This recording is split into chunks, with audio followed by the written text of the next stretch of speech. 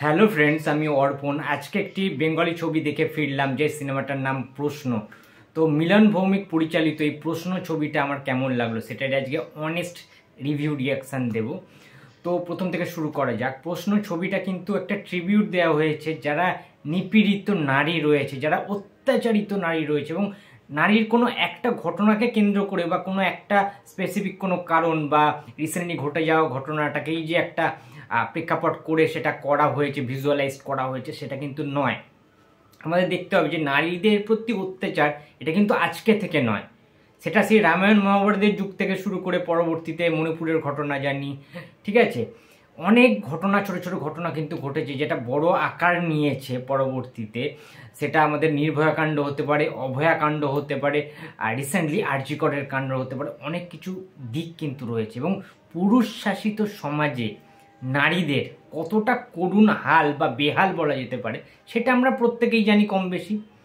এই ঘটনাগুলোকে বা নারীদেরকে এই যে প্রশ্ন করাটা বা নারীদের এই অত্যাচার, এই যে তাদেরকে ধর্ষণ করা হচ্ছে, তাদেরকে এইভাবে আহত নিহত করা হচ্ছে দীর্ঘদিন যাবৎ, তাদের কোনো রকম স্বাধীনতা বলে কিছু নেই। আজকে একটা মেয়ে বাড়ি থেকে বেরোলে সেই মেয়েটি বাড়িতে ফিরবে কি না আদৌ, সেই জন্য কিন্তু তার বাড়িতে তার বাবা মা থেকে শুরু করে পরিবারের সকলে কিন্তু টেনশন করেন রীতিমতো, একটা চিন্তার কপালে ভাঁজ কিন্তু পড়ে।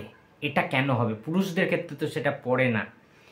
তো জাল ওষুধের কারখানা থেকে শুরু করে একটা হসপিটালের মধ্যে কি কি ক্রাইম হতে পারে, কি কি বেআইনি কাজকর্মগুলো চলতে পারে, সেই প্রত্যেকটা পুঙ্খানুপুঙ্খানু জিনিস কিন্তু এখানে দেখানো হয়েছে, খুব সাহসিকতার সাথে প্রেজেন্ট করা হয়েছে। মিলন ভৌমিকের সাহস আছে, এটা আমরা সবাই জানি, কিন্তু প্রত্যেকটা ডিরেক্টরে কিন্তু এই সাহসিকতার অভাবটা দেখা যায়। আজকের সেন্সার সার্টিফিকেট হবে কি না, এই সমস্ত অনেক কিন্তু দিক থাকে যে এই সিনেমাটা আদৌকে রিলিজ করবে। যখন ট্রেলার এসেছিল আমি একটা কথা বলেছিলাম যে আমার কিন্তু ভয় লাগছে যে এই সিনেমাটা রিলিজ করবে কিনা, আদৌ রিলিজ করতে দেওয়া হবে কিনা। গভর্নমেন্ট থেকে অনেক কিছু নোটিশ আসতে পারে, অনেক রিজেকশন আসতে পারে, অনেক কিছু হতে পারে এটা নিয়ে। কারণ যেহেতু সত্য ঘটনা, একটা সমাজের একটা ডার্ক ফেস তুলে ধরা হচ্ছে এই ছবিটার মাধ্যমে। তো এই সিনেমাটার মুখ্য চরিত্র হিসেবে যদি আমরা দেখি, পায়েল সরকার রয়েছে, রাজ ভৌমিক রয়েছে, তোমরা সবাই জানো, ঠিক আছে। এছাড়াও খরাজ মুখার্জি থেকে শুরু করে, স্বাগতা মুখার্জি থেকে শুরু করে, ডক্টর অগ্নিপর্ণা চক্রবর্তী থেকে শুরু করে, সুমনদা রয়েছে, কৃষ্ণেন্দু চ্যাটার্জি রয়েছে, ঠিক আছে, রাজেশ শর্মা রয়েছে, এরকম নামি দামি তুলিকা ম্যাম রয়েছে, অনেক নামি দামি কিন্তু অ্যাক্টার অ্যাক্ট্রেসরা রয়েছে, অভিনেতা অভিনেত্রী, এবং তাদের অভিনয় জাস্ট কিছু বলার নেই, ভাষা নেই, ভাষাহীন হয়ে গেছে আমি তাদের অভিনয়গুলো দেখে বন্ধুরা। মানে দেখে মনে হচ্ছে না যে তারা কোনো অ্যাক্টিং করছে। প্রশ্ন ছবিটা দেখতে দেখতে আমার মনে হচ্ছে একটা রিয়েলিস্টিক বাস্তব ঘটনা তুলে ধরা হচ্ছে, এবং কি ব্যাকগ্রাউন্ড মিউজিক, বিজিএম এর কাজ আউটস্ট্যান্ডিং হয়েছে জাস্ট প্রত্যেকটা জায়গায়। এবং রাজমৌকের যে সমস্ত গানগুলো ছিল, ঠিক আছে, দারুণ ওয়ার্ক করেছে সেই গানগুলো, বেশ ফুটেছে সিনেমার সাথে সাথে, কিছু রোম্যান্টিক পোর্শন ছিল, এবং যে যে জিনিসগুলোকে তারা তুলে ধরছে, এবং মেন যে অভিনয় করেছে পায়েল সরকারের অভিনয় কিন্তু আমার দারুণ লেগেছে, জাস্ট অসাধারণ তিনি অভিনয় করেছে। তার সাথে রাজভৌমকের যে বন্ডিংটা, যে কেমিস্ট্রিটা প্রশ্ন ছবিতে, সেটা কিন্তু খুব ভালো করে তুলে ধরা হয়েছে, যেটা আমাদের চোখে পড়েছে জিনিসগুলো। এবং ভিলেনেস্টির ক্যারেক্টারে কৃষ্ণেন্দু চ্যাটার্জি, ও মাই গড, কি অ্যাক্টিং! যে যে পোর্শনগুলোই ছিল, যে যে স্পেসগুলোতে তিনি মানে চান্স পেয়েছেন অভিনয় দেখাবার, যে যে ডায়লগসগুলো ছিল না, কৃষ্ণেন্দু চ্যাটার্জি জাস্ট ফাটিয়ে কাজ করেছেন।